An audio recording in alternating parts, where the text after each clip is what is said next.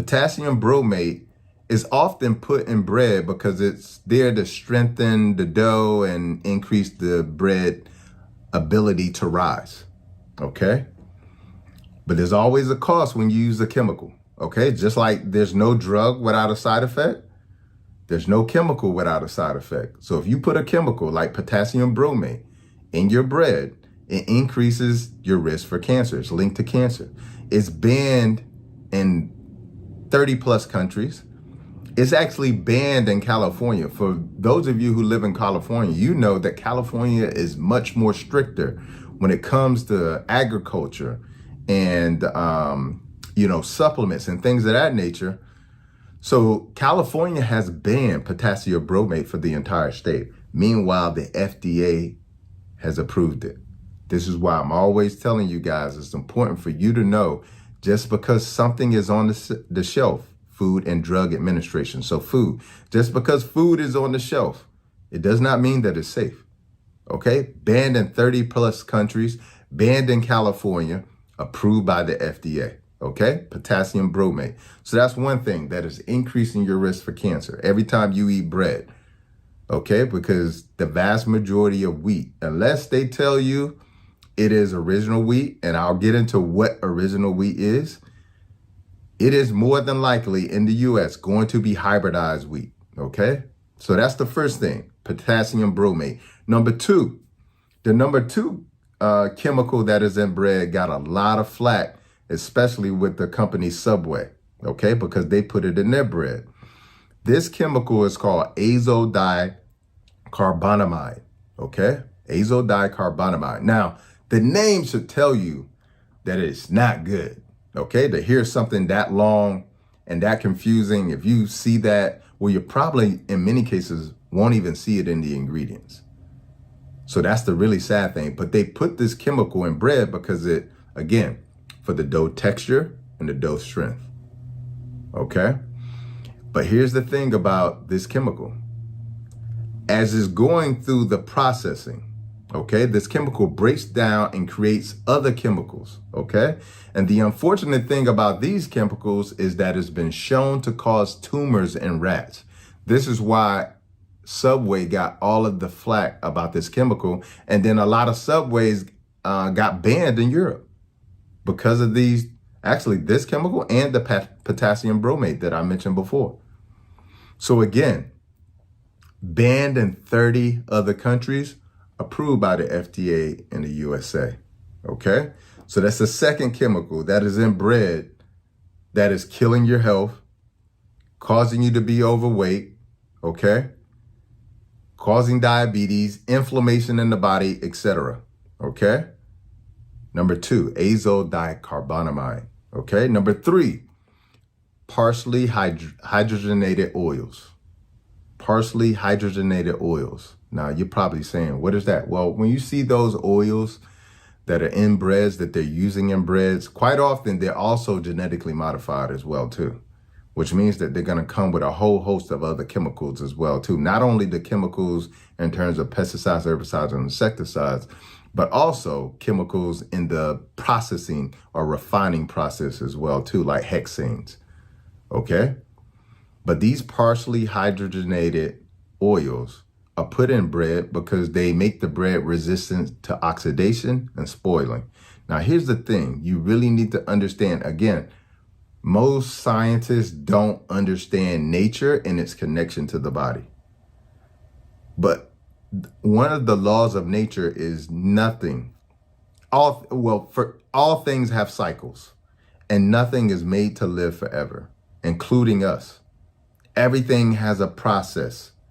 Even in our bodies, we have what's called cell programmed death or apoptosis, or when a cell gets to a certain level of degeneration, it will automatically be programmed to die, okay, to be taken out. Okay, so nothing in nature is made to live forever, okay? Back in the days, you'll notice that when you bought a loaf of bread, it used to spoil.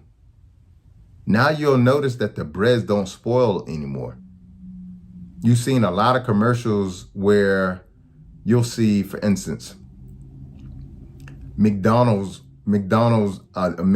meal back in the day, like somebody bought it like 20 years ago and it's still there. Like it still looks almost exactly the same as it did when the person originally brought it, just looks dehydrated. Okay. That means that it's not broken down. Same thing with Chick-fil-A. You saw a lot of those, memes and videos where people took their Chick-fil-A and put it on the side, put it inside of a box, never spoiled. The bread never spoiled. The chicken never spoiled or went bad. No fungus came for it. No bacteria came for it. Listen, in nature, when something dies, bacteria, fungus come. Okay? When we die, that's exactly what happens. When a plant dies, that's exactly what happens. So when something like bread doesn't spoil, that's a very bad thing. Partially hydrogenated oils are a very bad thing. And why is that? Because these partially hydrogenated oils are converted into trans fats in the body. Trans fats are banned not only in Europe, but trans fats are banned in the US. They were banned in 2020. But you'll still find traces of them still in food today. And these partially hydrogenated oils get converted into trans fat. These trans fats cause damage to the lining of the arteries. They also cause increased inflammation all over the body. Okay. They also lead to diabetes, obesity, etc. Okay. So if you're one of those people who always wake up and they feel stiff and you feel inflamed, it could be because you're constantly eating these partially hydrogenated oils in the breads and everything, in basically all processed foods that you're consuming. Okay. But again, these are, it's literally a chemical that is always present in bread unless you're buying bread consciously. Okay. Number 4, caramel coloring. Just because it says caramel does not mean that it comes from caramel. They use this because during the process of making bread is bleached. That's why it's so white. And to add some coloring so it can look almost kinda like something that we could eat instead of like a white sheet of paper, they add this caramel coloring into it.